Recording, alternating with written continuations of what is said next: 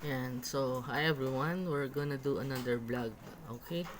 So, ito yung topic dito is actually nakita ko to sa Hosea 8, no? Um, verse 1, 2, 3, and 4. Pero naka-highlight sa akin ni Papagad yung 2, 3, and 4, no? So, basahin ko po take your trumpets and sounds the warning. Yan daw. Ilabas daw yung inyong tropeta at kunin ang inyong tropeta at patunugin yung warning daw, no? Ang babala. Like an eagle, the enemy circles over the Lord's people. Tulad ng isang agila, ang mga kalaban ay umiikot sa Panginoon, sa tao ng Panginoon. 'Yon. So they have broken my agreement. Sinira na nila yung aking yung parang kasunduan daw, no, and refused to obey my law at sinuway o ah, nilang sundin ang aking mga batas. Verse 2, they cry out to me. Umiyak sila sa akin. Our God, aming Panginoon, we the people of Israel know you. Kaming mga tao ng Israel ay kilala ka. Verse 3, but Israel has rejected all that is good, so their enemies will chase after them. Ngunit ang Israel ay tinanggihan lahat ng maganda. Kaya ngayon, ang kanilang mga kaaway ay hahabulin sila. They chose their kings without asking my advice. Pinili nila ang kanilang hari nang hindi ako tinatanong. They chose leaders without my help. Namimili sila ng mga leader daw nang hindi tinatanong hinihingi ang tulong ko. Parang ganon. They chose their silvers and gold to make idols. Pumili sila ng mga silver daw at gold, no, para gumawa ng kanilang mga Diyos-Diyosan that would lead to their own ruin. Na tutungo sa kanilang sariling kasiraan. Yan yung pinaka-best interpretation natin, no. So, kung mali, pasensya na po kayo, pero yun po yung alam ko. After niyang binigay sa akin yung verses na to, meron pang hinabol, no. So, sasabihin ko lang, they don't look to me for help. Yun ang sabi ni Papa God, no. So, hindi na daw siya hinahanap para humingi ng tulong. So, ibig sabihin, pag may problema kayo, may pinagdadaanan kayo, sinasarili nyo na lang. Hindi na kayo tumatawag sa Panginoon. Tama ba? So, sinasabi niya ngayon na tumawag kayo sa Kanya kasi nandyan siya, buhay siya, nananatili siya. Hindi lahat ng problema pwede nyo soluhin, di ba? Hindi lahat kaya nating solusyonan. Kadalasan, yung mga hindi na tayo, helpless tayo, yung hindi na natin kayang gawan ng paraan, o hindi natin alam kung paano natin gagawin ng paraan. Yun na yung times na binibigyan tayo ng problema ni Papa God or pagsubok upang makita kung talagang nasa sa kanya pa rin kayo, di ba? O bibitaw na ba kayo? Parang gano'n. So, itong message na to is a reminder, no? Ang topic dito, actually, yung pinaka-title nitong verse na to, ayan. Kita ba? Ayan. Ayan. Ang nakalagay, idol worship leads to distraction. So, kung sumasamba tayo sa mga Diyos-Diyosan, ito ay magdudulot ng kasiraan, no? Bukod doon, meron pang isang message na hinighlight sa akin. Sabi nga, they have forgotten their maker.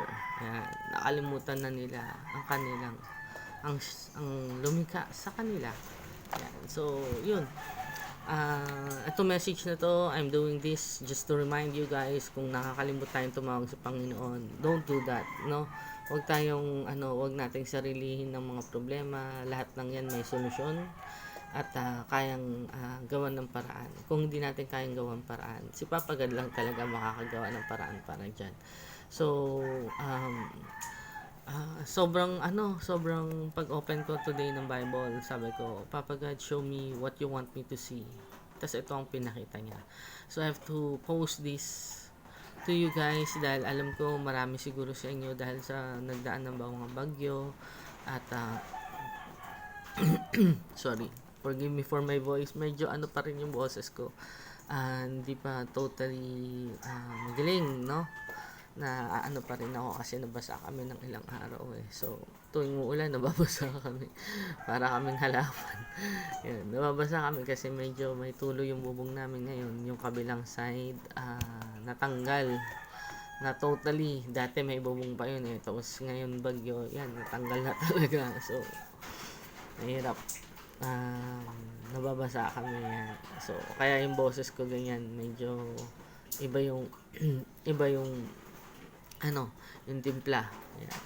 Tsaka nagkakasakit ako dahil dito, pero yan, binigyan pa rin tayo ng opportunity to share the word of God to you at sana po bumalik kayo sa Panginoon kasi yung last message ko, diba? Yung the other message ko last time is come back to me. So, tinatawag niya kayo, hinihimok niya kayo. Lalo nga pala, no? Nasabi niya to sa akin last time pero hindi ko na-mention. Yung mga bagyo, usually north part. Actually, yung message ko last time nung nagbasa ako ng Bible, nandun din nakalagay na in-specify niya rin sa akin na madadali yung mga north talaga. So, mga tao sa north kasi is calling them back to Him. Yan. No, tinatawag ng Panginoon kayo bumalik sa Kanya.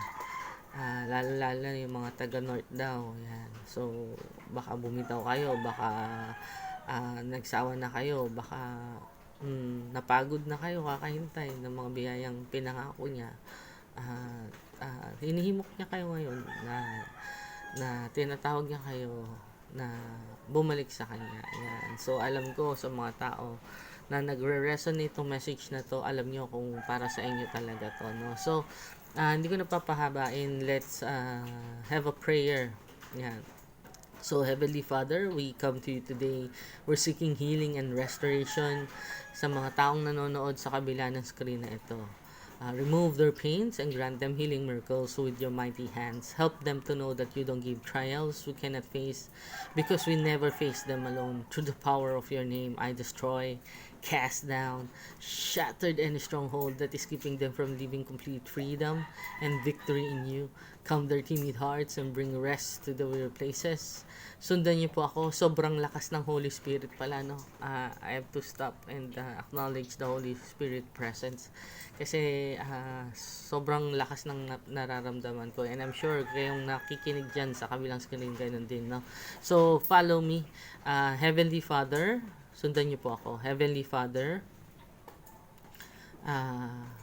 humihingi po kong tawad sa lahat ng kasalanan ko. Hindi ko na po uulitin. Pumasok po kayo sa aking puso. Gagawin ko kayong Panginoon at tagapagligtas. In Jesus' name we pray. Ayan, amen. Ayan. Thank you po and receive your healing. And sana po pag ngayon na naguguluhan kayo or gusto niyo bumitaw, yan, na-address po kayo na balik po kayo sa Kanya. Kung hindi kayo na nagsisimba, magsimba po kayo ulit. 'Di ba? Kailangan po kayo ng church. Ang body ni Christ is, although nasa sa atin tayong tao, pero kailangan na nagtitipon-tipon din po tayo para sa kanyang gawain. Yan po. So, till our next video po. Maraming salamat po sa pakikinig at sa oras na ibinigay nyo, sa ginugol nyo sa aking video. Yan po. Pwede nyo po itong i-like, i-share sa mga kaibigan nyo po. Yung tingin nyo pong naguguluhan, yan. Reminder po to na tayo ay sumamba sa Panginoon at siya lamang, wala pong ibang iniidolo. Hindi ang ating pera, hindi ang ating trabaho, hindi ang ating posisyon, no? Ang iiduluhin natin, walang iba kundi si Papa God lang. Ayan. So, sige po. Maraming salamat po.